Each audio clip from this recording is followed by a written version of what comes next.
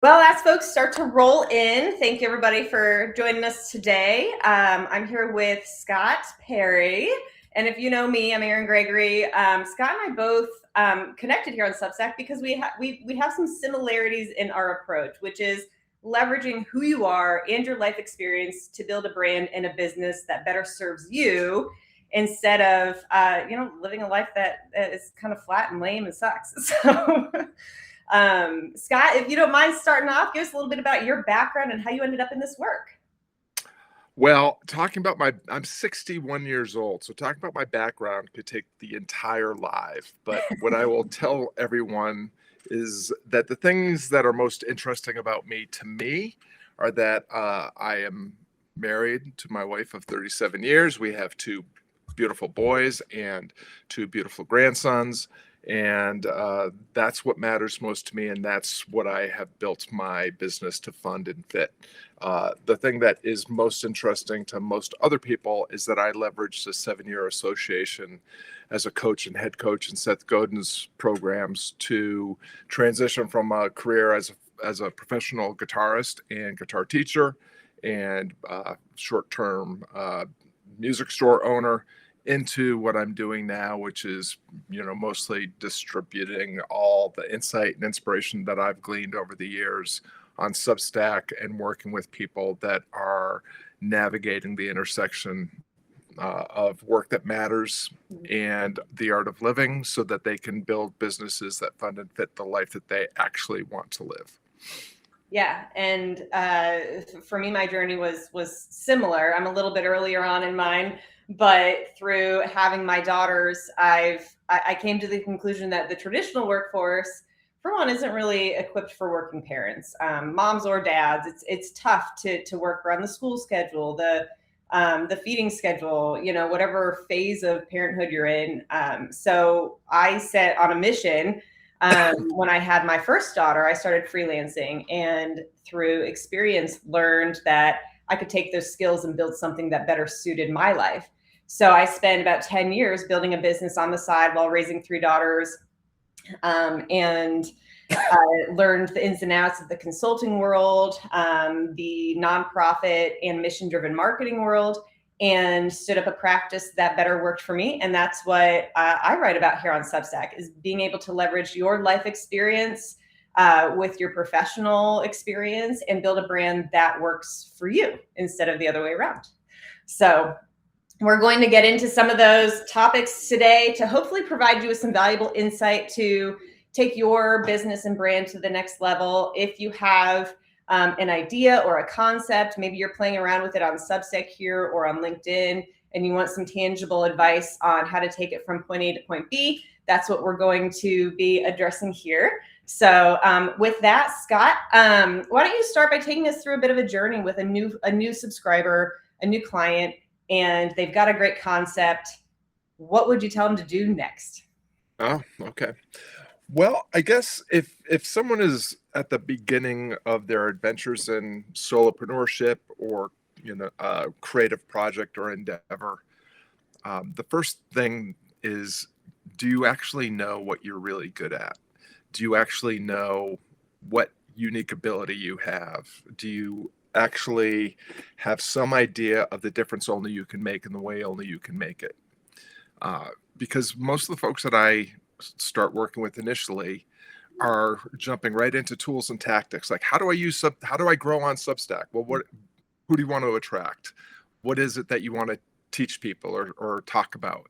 And people don't really often know what that is. And if you're going to grow on Substack, well, and just get a bunch of random strangers that probably don't understand who you are or what you're wanting to talk about, it's not going to be a very successful enterprise. So the first step, and this comes from my long affection for ancient philosophy, whether it's Stoicism or the Bhagavad Gita or the Tao Te Ching, they all really start with that fundamental, exhortation: know thyself.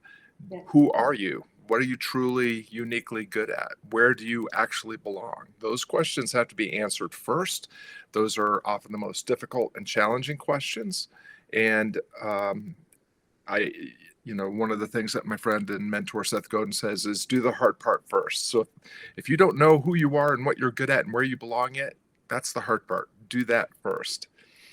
Once you have some idea, like, and when I say get that right first, I don't mean like perfectly, because you talk about the messy middle all the time. Mhm. Like, you're always in the messy middle.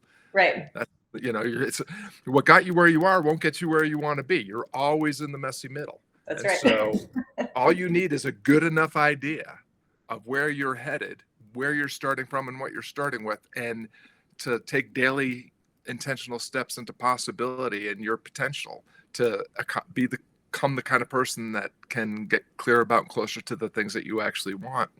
And for me, that Substack is a great place to begin that journey. Once you have a good enough idea of who you are, what you're good at, and where you belong, you will have a good enough idea of who you should be talking to, who you should be communicating with, and the kind of things that you should be talking about, questions you should be asking of those people that you seek to serve, to start to create what I call a forever offer, to start to identify your positioning, which I think is way more important than niching, Mhm. and to start to identify and develop your brand, whether you like the idea of a personal brand or a business brand or not. It's a thing that you should It's a thing. probably embrace, and then every day, again, to just reference this beautiful idea of the messy middle, like every day is a day to begin and begin again. Begin where you are, show up as you are with what you have, do what you can with and for the people that are around, and you will get clearer about and closer to what you want by helping other people get clearer about and closer to what they want. Yeah, and what you're speaking to, I believe, is been referenced as the implementation gap, right? You've got this concept, this great idea, but you don't know how to get it from ideation to implementation. And the messy middle, for those of you who don't know, is the name of my podcast. And I started it because I was literally in that place. I'd successfully left a couple of former employers who had been like part-time clients essentially, and I jumped into doing this full-time on my own. And I've been marketing other brands for 20 years. And I literally sat there and was like, what the hell am I going to do? Like, I know who I am when it comes to serving clients, but who am I when I'm on my own? So that Messy Middle podcast is literally me thinking out loud and interviewing other folks who either were in that same spot or had effectively exited that place and found their position in the market. So taking that time to explore, to discover who you are, what you really want to get out of this venture that you are thinking around is really vital. And it took me a good 6 months and 14 episodes in that season to really land on, okay, here's what I want to do with this thing. And then I began to create a tier that leveraged resources for people, helped them to empower their own brand, put it in your hands, and start to differentiate yourself. And what Scott and I both emphasize is using who you are as a really prominent piece of that brand. And Scott, you talk about the difference between performing and being, and I think that's a pretty important aspect of understanding who you are in your brand, because a lot of professionals who I work with really feel like they need to lead with their credentials, and credentials are important. They show your expertise, but there's a whole nother layer to that. Mm-hmm. Yeah. Well, the credentials thing is an interesting one to me because, I have credentials in that I have a BA, in history, American studies, and education. That got me my first job as a teacher, teaching history at some pretty famous private institutions, which was all well and good. Turned out to be not the thing that I was really meant to do at that point in my life. And, to your point, credentials can be useful and helpful for sure. They can also be chasing credentials can also be a seductive way to hide. And for the most part, nobody's going to actually hire you because of your credentials unless it's to create deniability if things don't work out. One of the things that happened to me when I first started was because I was a coach and a head coach in Seth Godin's programs during the pandemic, because we had already been doing a lot of online meetings, communications, teaching, and so forth, I would get asked by organizations to teach them, like, how do we do what we do online now because we can't do it in person? And I would, respond like, oh, I'm happy to organize a Zoom and walk you through the things that are working for me and working for us. And then they'd ask me for my credentials. And I'd say, I don't have any credentials. My credentials are, you called me because I work for Seth Godin. And if that's not good enough, go find somebody else. Because if you want to, when you say, let me see your credentials, you're saying, I'm going to hire you because you have a piece of paper, so that if things don't work out, I can say, well, we hired the guy with credentials and it didn't work out. Not my fault.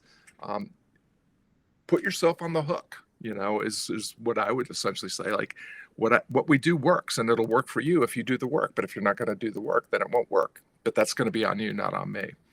So I answered a question that you didn't actually ask, but it's something that I often It was a good answer. riff and rant about a little bit. Give me the original question again. Oh gosh, we were talking about the performing and being. Oh, thank you. Okay, Yeah. yes, exactly. So, yeah, I think being is at the heart of everything I talk about, and this idea of being and belonging and emergence, because your identity, your purpose, your vocation, your calling, your becoming, these are all emergent properties. Like, I don't believe that all of this stuff is predestined, or at least predestined completely. I don't believe that, I don't believe in Simon Sinek's start with why as this excuse me, thing that exists inside you that you have to excavate by the time you're 21, and it's the fixed in forever. We are evolving creatures. Mm-hmm. Excuse me. What I was supposed to do at 18 is different than what I did at 28, different than what I did at 38, and so on. So the way to become what you are meant to become or seek to become is to be more of what you've always been. Like, we are all born sufficient and whole, possessing everything we need to succeed in whatever we want to do. We prove this as children. You didn't learn to read and write and talk and walk and all these things because you got credentials. Mm-hmm. You did it. You did it poorly until you did it well. And if you want to become the kind of person that accomplishes the kind of things that you want to accomplish, you just have to start being that kind of person. And you will be it poorly before you are being it well. The performance trap is when you pretend to be something. Like, I'm not a big believer in fake it till you make it. Like, we don't need any more fakers. We got plenty of online gurus and digital marketers that are extremely good fakers. And they have polluted the marketplace, and they have made it really hard for the rest of us that are trying to do really good work that gets real results. What we need are people that are willing to be generous and vulnerable and show up as they are, not as someone that has all the answers or that has the perfect roadmap or the dogmatic advice that you must follow, but as someone that is a fellow traveler, a guide that's on the same journey that you're on, has figured a few things out that you haven't figured out yet, and is willing to help you get clearer about and closer to what you want and how you can get there. That's what being is, and it's very different than performing. What are your thoughts on that, Erin? I love what you said about the idea that at 21, there's no way. I mean, at 21, I was still bar hopping with my husband, who I was then dating at the time. And I couldn't imagine, for one, holding down a really good, responsible job. My first job out of college was retail, and then it was sales, like so many marketers have to do. And what I talk about in my book that's coming in a lot of my Substack is that each job treat like data and research. And it's going to teach you a bit about yourself and what you actually like to do. And I just had Earn Her Keep who's one of my subscribers here on my podcast, and she is testing 5 income paths because she is striving to build an income stream of her own so she can be home with her kids and work. And she kept referencing how her background was in science. She had a passion for science before, and then in product development, and she's writing, and she kept saying, I did all these things and now I'm doing this, but everything she was saying was referencing those skills. I'm researching products, I'm testing out this path. And I think people lose sight of that, the fact that everything that you've done to this point is building on itself. And that's the case your whole life. What I'm doing today, I will leverage 10 years from now better, because I'm just trying it out right now, and if you can have the wherewithal to take a chance on yourself, to try some things new. I am a fan of Japanese psychology, and Greg Creech is a practitioner, and one of the important pieces that they emphasize is taking action. So in the midst of sadness, in the midst of grief, in the midst of confusion and chaos, take the next step. And that's what I did with my business. And here I am 12 years later, and those steps have built a full ecosystem that is not self-sustaining. You have to keep working at it, but it is sustaining. So that idea that you have to continue to become who you want to be next, I think is exceptionally important. And stop looking for your answers in the workforce. Let the workforce feed the answers that you can answer for yourself. Yeah. Well, I love that. I just want to highlight what you said about data. Like, the only way to get clear about and closer to what you want is to engage the field and have your assertions tested by reality. And so, one of the things that I find pretty commonly is clients want to run things by me so that they have the perfect plan, and then when it doesn't work, they can blame me because I told them it was the perfect plan. And I always tell them, we don't know if this is going to work, but it sounds plausible. It sounds like a good assertion. Let's go ahead and have 10 conversations with real people and see if this offer is attractive to them, or if this process is useful to them, or if this insight helps them get clearer about and closer to what they want. It's the same issue that we just talked about with credentials. Like, we are very good at staying humble and hiding and remaining stuck, because humble, hiding, and stuck feels safe. There's a famous child psychologist named Virginia Satir who says people prefer the certainty of misery over the misery of uncertainty. And so because of that, we will resist putting ourselves on the hook and believing and stepping into our potential and into possibility. So, but data is data, right? Data doesn't mean I failed or I succeeded. Data means I got closer or I got further away. And now that I have studied the data, I will put forth my next assertion about how I can close the gap. Yeah. And that's the thing that people, when people tell me they're not numbers people, I don't want to collect the data because I'm not a spreadsheet person. It's like, well, it sounds like it sounds like you're a person that just doesn't want to make any progress. It's right. Because data is data. It's not good or bad. It's just numbers. So use the insight. And I also love what you said about action. Like, action clarifies, and intentional action clarifies easier and faster. So the more intentionally you decide and do what needs to be done next, the better the data will be, and the more ease and velocity you'll have in closing the gap between where you are, where you want to be, or what you want to become. Yeah. And I liked that point you made about, I can put together a Marcom plan for any client. And if it's a brand new client, brand new path, they've never really done formalized marketing, I can't guarantee it's going to work. And I'm always upfront with them on that. I said, this is based on experience. This is based on what I see in your niche, in your market. But we gotta, like I said, throw spaghetti on the wall and see what sticks. And then you go back and you track what actually worked. and then you build from there. And that's what I did with that first 6 months that I was on here. I took all of that data. I you know, and Substack and AI are a powerful combination if you know how to use, you know, things like Claude. Take your subscribers, dump them in there, let Claude do an analysis on you, and then see what the trends are, you know. And I learned who was paying attention to me, who was interested in what I was writing, and that helps me to better serve those individuals. And you can do it across channels, but you got to pay attention to what the numbers are saying, whether you like it or not.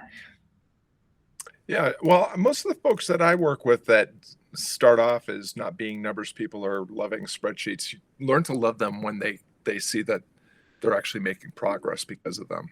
Yeah. So I like what you said about the trend, because people pay attention to the snapshot and mistake the snapshot for the movie.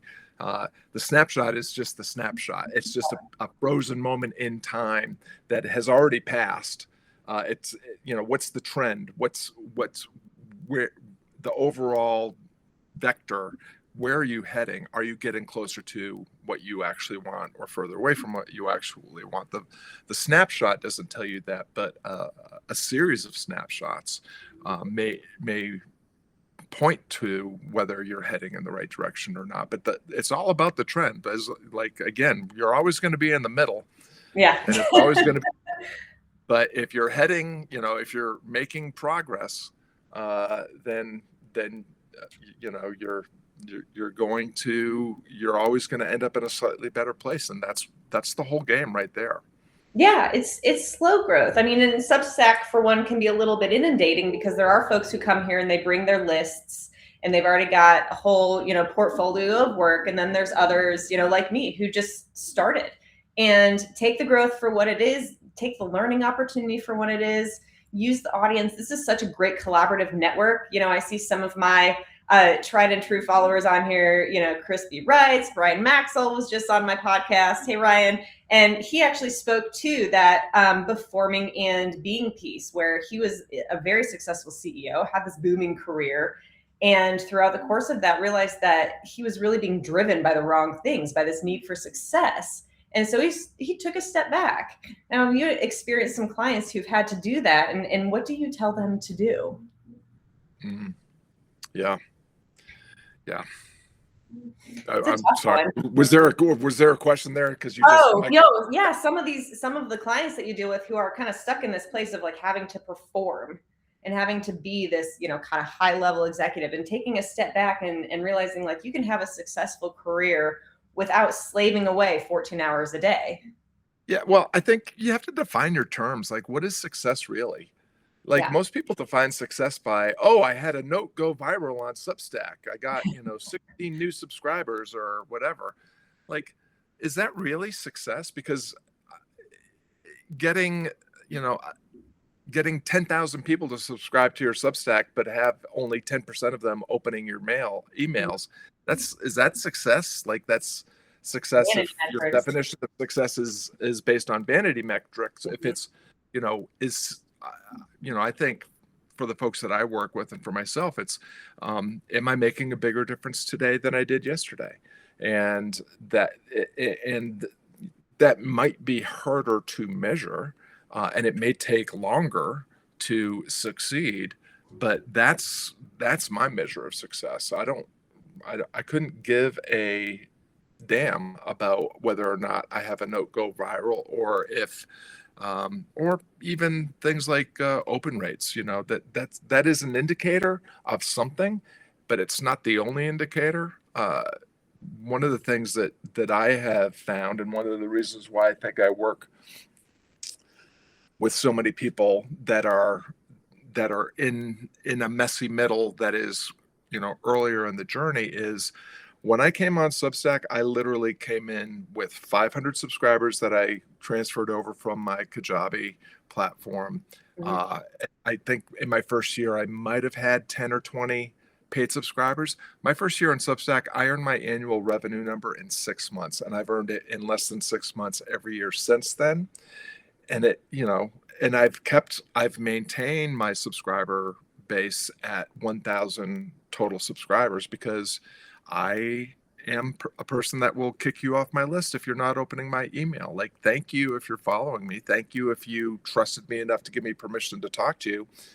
But if we're not communicating, if you're not opening my email, I don't want to be polluting your inbox. Yeah. I don't want to waste your time, and I don't want to waste my time trying to win you over. If I talk to uh, if out of 1,000 subscribers, 500 of them are opening my emails consistently, I know that's all I need. That's success for me. And is it success in the way that most of the growth hackers are on Substack are talking about? Absolutely not.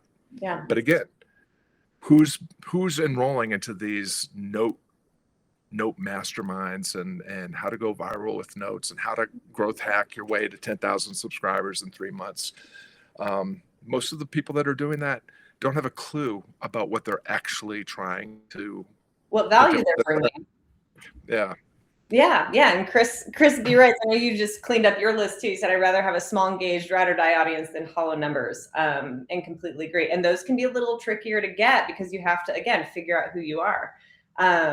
Something that I speak to with a lot of my clients is this framework of understanding your values, what's really important to me. For me, that's having the flexibility to have a cohesive home life, not scrambling from one thing to the next, and still being able to do work that I love. Understanding what you're actually good at, your innate abilities, whether that's something you practice through education or the workforce or your just inherent talents, really honing in on what those things are. And then understanding what you want to learn about, what your interests are, where you want to grow, because that's really kind of what attracts people is you talk about things that fascinate you. And that brings in people who are fascinated by those things as well. So if you can work towards aligning those 3 elements, you'll be light years ahead. And I know that you kind of talk about this in a little bit of a different package, but there's a lot of similarity to it. So what are some of those key elements that you make sure followers focus on when they're thinking about how to develop their business and their brand? Well, I think the first thing is, like, again, you have to be clear about defining your terms. Like, what is a brand really? Again, if you're, an online guru or digital marketer, you're going to say, well, you have to, you got to cultivate your brand. You got to get your colors right. You got to get your logo right. You got to get your website right. Yeah. If you don't have a website, you don't have a business. Email's dead. Email's the only way to, like, these are all branding ideas that we hear. I look at it really, really simply. Like, for anybody that is hung up on the idea of being a brand, a personal brand, or even creating a business brand, the simple way to think about it is your brand is not what you think you are or what you think you do. A brand is not your logo. It's not your font and colors and image. Your brand is a story other people tell themselves about you. And they tell themselves that story based on what you say and what you do, not what you say you want to be and want to do. They base it on their experience of you showing up in the world. So knowing, and I mean, I think it's all comes down to storytelling. I'd be interested in your take on this too, Aaron, but like, human beings are meaning-seeking creatures, and we make sense of ourselves, our situation, and each other through narrative. I'm telling myself a story about myself. I'm telling myself a story about Erin. I'm telling myself a story about the story Erin is telling herself about me, and on and on and on. And the real work of branding is how much overlap can there be between the story you want people to tell themselves about you and the person that you want to be and the story they're actually telling themselves. So get that right first. And when it comes to, like, defining your offer and finding your audience and all those kind of things, you've already said a lot of this. Like, what are your values? And what are the values of the people you seek to serve? Because if you don't work with people who share your values, it really doesn't matter if they need your talents to enhance their lives. You're not going to get along. Like, the whole point of an offer is making promises that you can keep if the people that engage with your product or service or idea or cause do the work. Mm-hmm.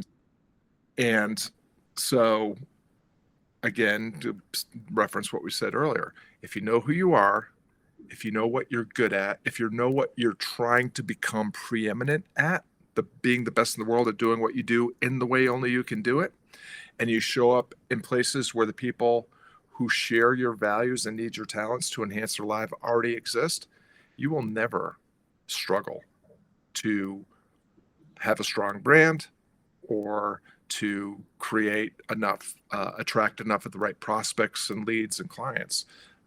If you show up as an honest broker, not a know-it-all, not a perfect, person that knows all the answers and has all the perfect roadmaps and blueprints and so forth. But if you show up as someone that understands that we're both in the messy middle right now, Yep. and we're going to figure it out. And I've got a lot of ideas that have worked in the past that I'm pretty sure will work in the future. But if they don't, we're going to continue to figure out until we figure out how to get where we want to go. The final thing I'll say about all of that is whatever you call what you do, like some of us call ourselves coaches or client, consultants or teachers or healers or whatever it is. The whole point is to coach or teach yourself out of a job. Like nobody is going to work for you forever. They shouldn't. If they are working for you forever, you're not very good at what you do. The whole point is to teach or coach yourself out of a job. Do that, and you will have transformed people so profoundly that other people can't help but notice. And when they ask your former clients how they accomplished what they accomplished, they will not be able to do anything but sing your praises and lead more of the right people to you. Yeah. Yeah. A couple of things I'll hit on there. So values, when I describe my ICP, my ideal customer, values led is always one of, if not the most important part, because I want folks who are pleasant to work with, who value my time, who value life outside of the office. And my husband jokes with me sometimes because I'll put up photos and videos of me gardening. He's like, your clients are seeing you in the middle of the day gardening. I'm like, that's right. And they know it. And they're okay with that. When I stood this whole thing up, it was with the intent of being completely authentic, as Chris said in the chat, and leading with who I am. So there's no question. And what I found, after I started putting that out there was the folks who, I would shoot notes to if they were looking for a senior writer or something like that. And then we would have conversations. It was so easy because some of that initial discovery work was done because all they had to do was pop onto my channel, see what I'm writing about. They learn a bit about me plus my expertise in the process. So that was number one. And then number two, the aspect of storytelling. And I'm a career journalist. And I really found my way into marketing was by understanding this intersection of storytelling with marketing and branding and how vital it is. And like you said, so many brands skip that. What they want to go straight to the logo, the pretty colors and graphics. And that is the fun part. Everybody loves a good image. But what's really going to be memorable are the words. You think about Nike, the swoosh, but just do it. And some of those other brands that have stuck with those keywords for so long, and you associate a feeling with those brands. And that's through words and through storytelling. Yeah. Yeah. Well, I'll just, as a quick aside, I don't love polishing my logo or working on my website. I like having conversations like this. Yeah. So so I'm one of those people, like, if you go to my website and think that a website is the only way that you're going to have a successful business, you will not work with me, because my website is terrible, because I don't use it as the place that I'm trying to drive people. Like, I want people to get on my Substack and collide with my insights and my ideas and and join my community so they can start getting closer to what they want. So yeah, just just sharing for the rest of the folks out there that maybe don't love polishing their logo or their tagline. It's Go it's find a Scott. it's a good thing to have. It's not the only thing you need. That's right. That's right. And it does come second. You have to figure out that foundation first. So we talked about leading with your values, understanding what you are inherently good at or what you've really practiced to be good at, and then what you like learning about. Anything else from folks who are kind of in that implementation gap? You know, they've got that idea and they're looking to go, you know, figure out what's next, and they've got some of that self-discovery, you know, under the hood, but you know, you've got a pretty cool product marketing, digital marketing background. What are some of the things that you've taken from that? Well, I have been a very successful digital marketer in the past. I mean, I created ideal customer avatars and niched my niche down to the nichiest niche and created power offers and content calendars powered by ads and engineered funnels that got 5 to 7% conversion rates, which is exceptionally high for a funnel. And I built a business that I didn't love, working with people I didn't care about, and I burned myself out and blew myself up within a year. In terms of digital marketing, a big part of my promise right these days is you can have life and business success without any of the digital marketing BS. And I know this from experience because I had a very successful music career, opened and sold a music store. That without a website, without a Facebook page, without any without any advertising at all. So the implementation gap is just the gap that you're currently experiencing in the messy middle that you're currently experiencing. Most people try to define a gap between this is where I am and this is the dream vision of the perfect world that I will live in. Well, that's not a gap that you can navigate, because that is not a problem that you can solve. That's a situation that may be solvable over time, but you're going to have to solve a bunch of problems along the way. And it's better if you solve the right problems in the right order at the right time. So I think that a vision of the life that you want to be living, that the life that you want your business to fund and fit around, is really important. Like, you should have an idea of that. You should also hold it very loosely, because it's probably not going to be exactly where you end up. At the same time, if you start with that, this is, the vision of the life I want to be living and have my business fund and fit around, and then walk it all the way back to, like, what do I have to, what's life going to look like before that moment, before that moment, before that moment. At some point, you will, if you're just starting off, I would encourage you to do an audit of where you're spending all your time, attention, money, and effort right now, and stop doing 80 to 90% of the things you're doing, and pay attention to the only 3 things that have ever been necessary for any successful business ever.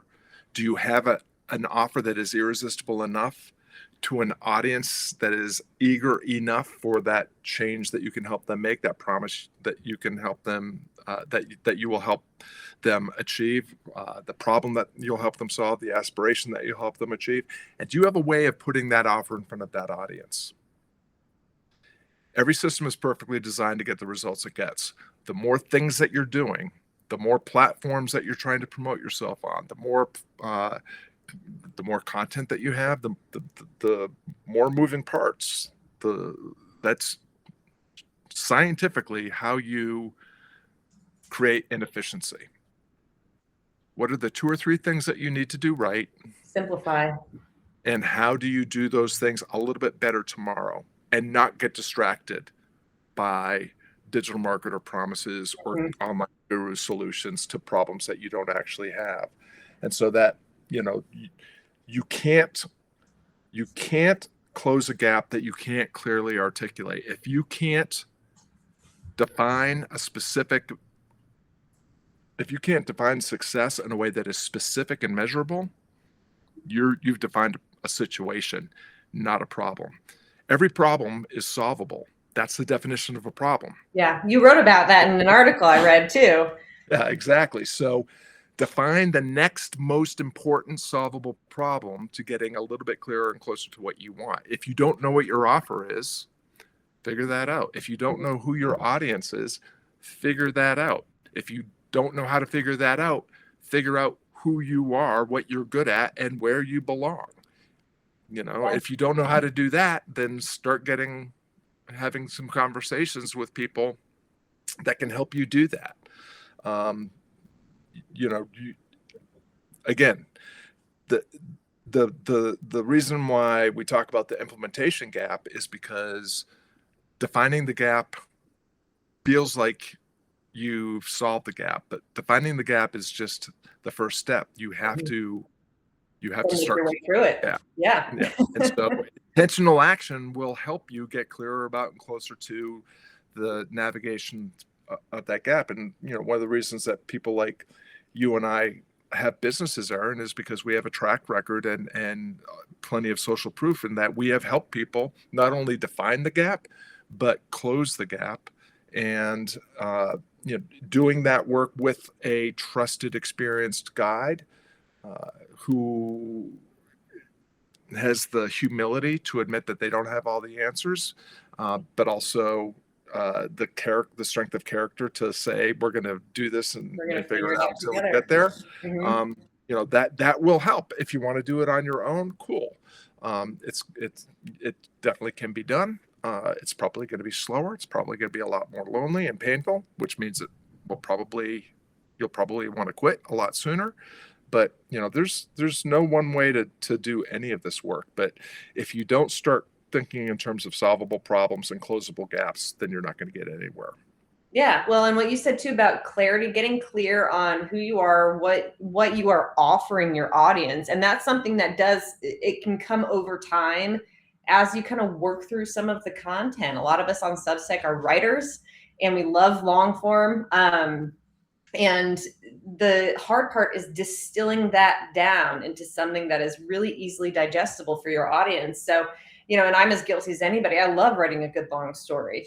And if you're an AI user, you've got to be careful about how it complicates things, because your goal is to make it really easy, 6th grade reading level, for your audience to understand what it is you're saying. Because in your head, it makes complete sense, but you've also been thinking about it for days, months, or even years, and putting it together. So get clear on what you're offering and really make it very simple for your audience to understand what that is. And, to your other point too, Scott, like, navigating change is tough for most people. And, I worked for the Department of Veterans Affairs a few years ago, and that was our whole job, was communicating change. And that was where I really understood, like, wow, I can't believe this is a whole sector of the marketplace, because people just are resistant to change. We like things to be the way they are. It's comfortable that way. But that messy middle and, building something that is meaningful to you means you're going to get uncomfortable. So get a little bit uncomfortable. That's what I always tell my kids, and why we put them in sports and drama and stuff, is we want them to get used to putting themselves out there and being okay with sometimes getting hit by the ball, because that's life. So pick yourself up again. Yeah, I love that. I just finally figured out how to get the chat to show up, so I apologize if folks have been. Oh, you're okay. But we're learning Chris, as we go. Chris said something interesting that I think is worth just highlighting. This idea that the best offer people want is your time, offering a one-on-one or something that is either value added or speaks to the human element. I think offers. There are different kind of offers for different moments, and yes, I love doing, like, there's a lot of folks that say, oh, I don't want to do one-on-one. It takes too much time. And they actually don't have any clients. And so, like, how is one-on-one not taking your time or taking up all your time? I also love just working in my community and doing, group coaching or group work. But the thing that people actually are paying you for is closing the gap that we just taught, like they getting clearer about and closer to what they want. And you can do that through informational content, inspirational content. You can also you can help people get, one of the things that we talk about in the Be a Blessing marketing approach that we use at Creative on Purpose is if you show up and do your thing for the people that are around, and it helps them get clearer about and closer to what they actually want, where they're starting and what they're starting with, and how they can get there. If you do all of that for free, most people will eagerly ask you how they can work with you to close that gap with greater ease and velocity. Mhm. And you can decide if that's going to be a one-on-one thing or a course thing or a group thing, a mastermind, whatever. But if you help people solve the problems that they actually have, that's what people are actually paying you for. And if you can prove that that by working with you or buying your thing, they will achieve what they want to achieve with greater ease and velocity, they will pay you for that. And Yes. so don't, there's no one kind or one type of offer. I think you said this earlier, and I'd love for you to riff on this a little bit more if you're willing, Erin. Like the whole thing about your offer and your business and the way that you run your ecosystem and the way that you promote yourself and get the word out, you can do that in a way that totally aligns with your personality and preferences. Like Yeah. if you don't like doing video, don't do video. You don't have to. If you don't like to write, don't write, because you don't have to. If you don't like one-on-one work, don't do like anything works. Everything works. Yeah. And everything that used to work still works. I run my business now the same way I ran a successful career as a musician and a music store and a guitar studio before there was any digital nonsense to even worry about, never mind, get seduced by. The things that, just conversations with the right people that provide generous insight, done in a way that is transparent and vulnerable and true, is still the best way to create offers that will sustain you and create real prosperity. It might not land you in a mansion with 2 Lamborghinis in the driveway. If that's what you want, definitely feel free to pursue the digital Yeah, this may marketing not be route. the right conversation for you then. But if you just want to, like when I started my music career, my wife and I had a conversation about, like, I was 29 at the time, and I said, listen, all I'm asking is to give this a shot. If it doesn't work out, I'll gladly get another job. But if I make enough today to do it again tomorrow, I want to be able to do that for as long as it makes sense and is sustainable.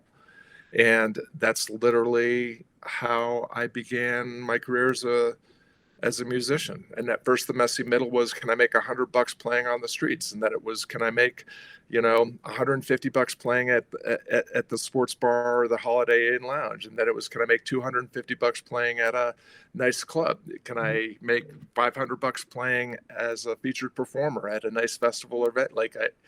Every step along the way was another step through a messy middle. Yeah. But intentional action is what helped me close the gap, and it looked different. What I did, how I did it, and what I did, and who I did it with and for looked a little bit different at every step along the way. But you can build a business that reflects who you are, what you're good at, and where you belong on your terms without any compromise. So don't listen to anybody that tells you. If someone is giving you dogmatic advice about how to succeed, remember that dogmatic advice really only works on dogs. Human beings are a different thing altogether, and you've got to decide which game you want to play. And you can't win a game you don't want to play, and you can't win a game playing someone else's game by their rules. Yeah, and that was really that was what I learned when I kind of exited the traditional workforce structure and was like, oh, I don't need this, because we are kind of fed this mentality that you have to operate a certain way. You're supposed to follow the path and lead the structure. You don't. You can at 18 years old, you can leave high school, start a landscaping business, and grow plants in your backyard and be successful doing it if that's what you really want to do. You got to figure out where your audience is. So that's the only kind of caveat that I would add there. If you're building a business where your audience is 99% online, you're likely going to need to have an online presence. But what that presence is entirely up to you. you do have to be vulnerable to an extent. You know, you putting yourself out there with a guitar on the street, like that is not easy to do. And I'm sure it had some humbling nights afterwards. You know, and imposter syndrome is a common affliction we all deal with. You know, when I first started really posting about my business online, and I was thinking about all of my corporate employers who are out there likely judging me for what I was putting out there, I had to put it all away. And at the end of the day, you know, again, what I tell my kids is nobody really cares. If you ever watch Schitt's Creek, my favorite episode is when David's sitting in the car with Alexa, and he's all stressed about his driver's test because the instructor is going to be all judgy and cares. And she said, no, he does not care. Nobody really cares except for the people who follow you. Those are the people you want to care because they're who you're communicating with. And then the other one I'll add is that find your community outside of the internet. Even if your business is online, having that face-to-face interaction, getting outside of your you know, little square office, whether it's through volunteerism, whether it's through you know, fitness. I call it a third space, somewhere that is not specifically work associated, is maybe not family associated, because that does take up a lot of our space and time. But somewhere that is just for you, that allows time for collaborating and just talking and doing something good for yourself, helps to open up those creative channels and ground you in a different way. Yes, find your why, Chris. Like it. Yeah, well said. So, well, we've got just a few minutes left. So if there's any questions, I see lots of comments on the chat. Thanks for everybody. I learned something last night about the concept of niche. It's not about finding, but becoming your niche instead. Any thoughts on that, Scott? That's from Duncan the Sage. Yeah. Well, Duncan's been a frequent offender when it comes to showing up on these lives recently. So it's good to see you, Duncan. And yes, I would recommend nobody start with a niche, because most of the time you don't know enough about yourself or what you can offer other people to actually start niching right away. Niching emerges from positioning, and niching is how you fit into a marketplace. It's a way of differentiating based on demographics and psychographics and the features and benefits of your offer. But if you're trying to fit in, you are signing up for a lot of heartache and competition. Positioning is how you stand up in the marketplace. And that's, to your point, Erin, like, what are your values? What are your talents? What are your guiding principles? What are your boundaries and guardrails? Yeah. Who do you work with and who do you not work with? Like, stand up and let people experience your values in action, your virtue, the way that you actually show up in the world. If you establish your positioning, you may never need a niche. I've niched a few times over the course of my career as a online coach, consultant, teacher. I've always ended up going back to, I'm just gonna talk about the things that I want to talk about in the way that only I can talk about them. And more than enough people have sought me out to help them get clear about and closer to the things they want. And oftentimes I'm working with people across a wide variety of niches, dreams, aspirations, desires, and problems. I just don't worry about the niching thing too much. And again, if you don't want to find a niche, don't find a niche. You don't have to. Yeah, just be consistent with the content that you're putting out there. And to your point, a niche doesn't allow you to really grow and evolve, which, as we spoke to earlier, where you are today is likely not where you're going to be 2, 3, 5 years from now. And you have to be open to that journey and take your audience with you. So being consistent with what you write about, but allow yourself room to grow too. You know, and that's okay. So yeah. Well, I think it's okay to let people come and go. I mean, you're gonna grow and change. The people that needed you when you were this person are not going to be the people that need you now when you're that person, and that's okay. Like, I think it's always okay.